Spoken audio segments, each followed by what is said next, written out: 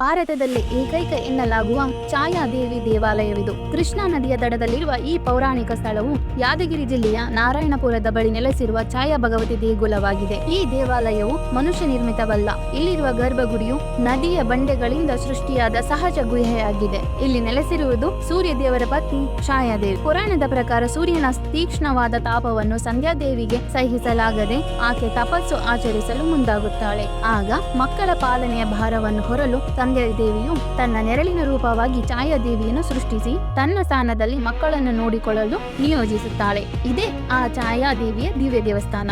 ಈ ದೇಗುಲದ ವಿಶೇಷತೆ ಏನೆಂದರೆ ಇಲ್ಲಿ ದೇವಿಯ ವಿಗ್ರಹವಿಲ್ಲ, ಬದಲಿಗೆ ಬಂಡೆಯ ಮೇಲೆ ಮೂಡಿರುವ ದೇವಿಯ ಪಾದ ಚಿಹ್ನೆಗಳಿಗೆ ಪೂಜೆ ಸಲ್ಲಿಸಲಾಗುತ್ತದೆ. ಛಾಯಾದೇವಿ ನೆರಳಿನ ಸ್ವರೂಪಳಾದರೂ ವರ್ಷಕ್ಕೆ 2 ಬಾರಿ ಸೂರ್ಯನ ಮೊದಲ ಕಿರಣವು ಗುಹೆಯ ಕತ್ತಲೆಯನ್ನು ಭೇದಿಸಿ ನೇರವಾಗಿ ದೇವಿಯ ಪಾದಗಳ ಮೇಲೆ ಬೀಳುತ್ತದೆ.